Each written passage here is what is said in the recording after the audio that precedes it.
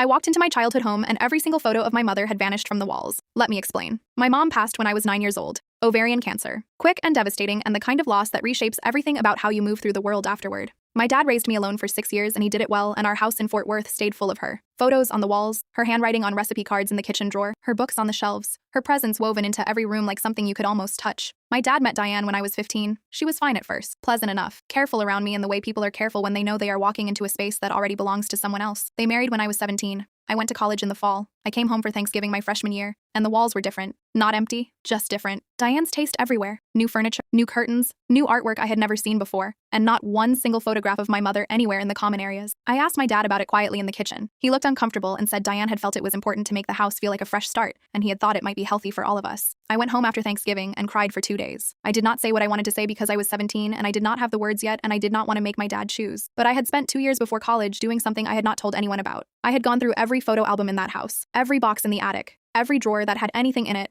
and I had photographed everything with my phone and backed it up to the cloud and to a hard drive I kept at my aunt's house because something in me had understood even at 15 that Diane's arrival meant I needed to protect what was my mother's before it disappeared. I had 347 photos of my mother saved. I did not say that at Thanksgiving. I waited. I graduated college, built my life in Dallas, visited when I could, kept things cordial with Diane because my dad loved her, and that mattered to me even when she didn't. My dad called me 2 years ago and told me Diane had gone through the attic and donated several boxes of old belongings to Goodwill to clear space for a home gym. My heart stopped. I asked him what was in the boxes. He didn't fully know. I drove to Fort Worth that weekend and went through what remained. 3 photo albums were gone. My mother's handwritten recipe cards, a box of her letters. I sat in that attic for a long time. Then I went downstairs and opened my laptop and printed every single photo I had saved over those 2 years. 347 images. I ordered prints that same week. I made 3 copies of everything. One for me, one for my aunt, one for a fireproof box in my own home. I also had the photos turned into a photo book by a professional service. Hardcover, chronological. My mother's whole life in one volume that nobody could donate or repaint over or decide was part of someone else's fresh start.